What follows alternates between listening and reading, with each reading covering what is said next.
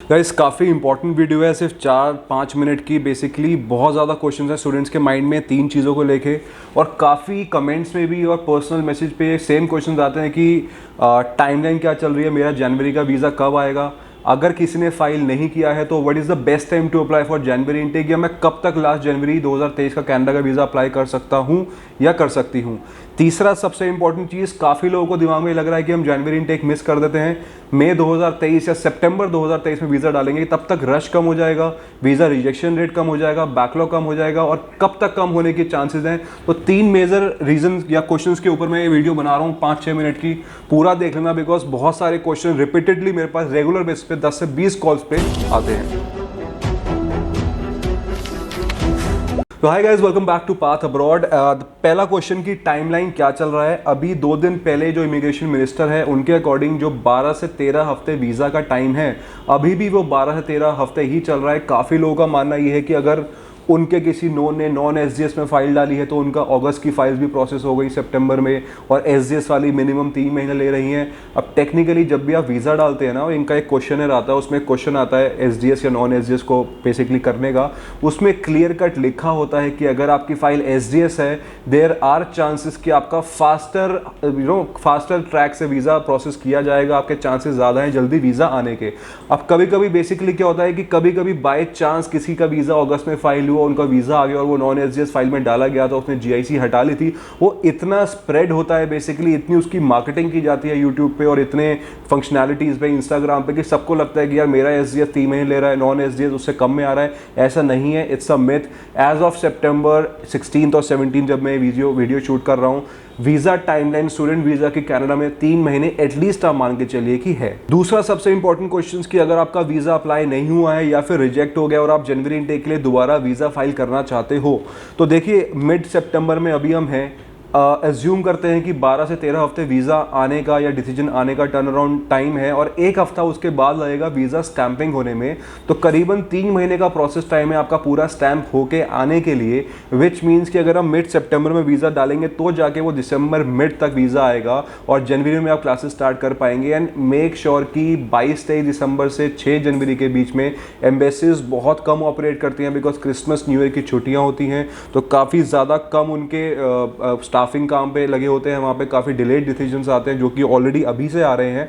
तो January intake का bottom line में best time to apply the visa has already started, और अब आप एज पे हैं कि अगर आप 10-15 दिन तक वीज़ा डाल सकते हैं जनवरी इनटेक का, तो डालिए।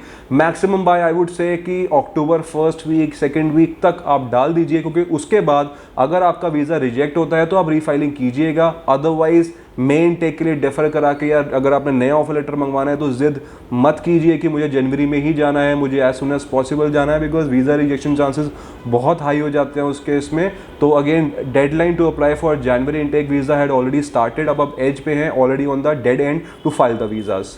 और तीसरी सबसे इंपॉर्टेंट चीज़, जिन लोगों को ऐसा लगता है कि जनवरी में भीड़ बहुत है, 30 लाख फाइलें पड़ी हैं, मई में डालेंगे, सितंबर 23 में जाएंगे तो भीड़ कम हो जाएगी, रिजेक्शन रेट कम हो जाएगा। ये रिजेक्शन रेट क्या चल रहा है अभी हाल फिलहाल के हिसाब से 65 to 72%, क्योंकि लास्ट जो रिजेक्शन रेट था दैट वाज 72।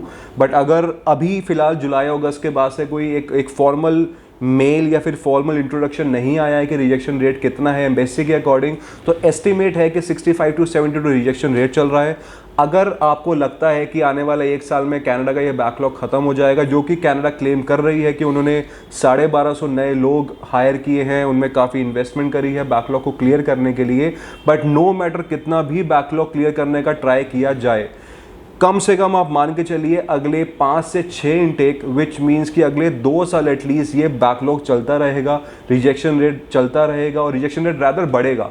रीज़न बीइंग, आप खुद सोचिए कि अगर 27 से 30 लाख फाइलें पेंडिंग हैं और इसमें से वीज़ा रीफाइल होते रहेंगे और नए वीज़ाज भी डलते रहेंगे, चाहे वो टेम्परेरी वीज़ा, टूरिस्ट वीज़ा हो, स्टूडेंट वीज़ा, जो बहुत सारी बैकलॉग फाइल्स इकट्ठी कर रही हैं, उस केस में रिजेक्शन रेट हमेशा ऊपर जाता है, जो कि हमने लास्ट के 6 महीने में देखा है। तो जिनको ऐसा लग रहा है कि रिजेक्शन रेट कम होने वाला है, 1-2 इनटेक बाद में तब डाल दूंगा, वो मिथ है। आप अपना वीज़ा डाल दीजिए। रीज़न बीइंग, जितना आपका गैप बढ़ेगा रिजेक्शन रेट उतना ही बढ़ता रहता है। सो गाइस, बॉटम लाइन ये है कि अगर आप जनवरी 23 या मई 23 इनटेक का प्लान कर रहे हैं तो वीज़ा डाल दीजिए। एसडीएस फाइल में ट्राई कीजिए अपना वीज़ा डालने का। नॉन एसडीएस में किसी से सुना कि मेरे दोस्त का आ गया, मैंने कोई टेलीग्राम पे वो फॉलो कर रखा था ग्रुप जिसमें किसी ने बोला कि मेरा 6 दिन में आ गया, मेरे कंसल्टेंट ने 8 दिन में मंगवा दिया।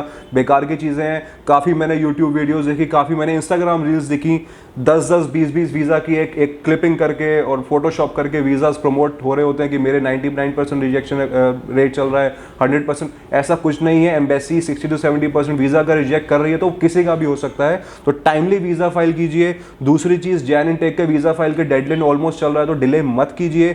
तीसरी चीज़, कब तक चलेगा ये रिजेक्शन रेट या कितना बैकलॉग चलता रहेगा? हाल फिलहाल में साल 1.5 साल ऐसे ही चलने वाला। या तो इसके साथ कॉम्प्रोमाइज़ कीजिए या फिर change your country, go to UK, US, Australia, whichever country, and give up on Canada.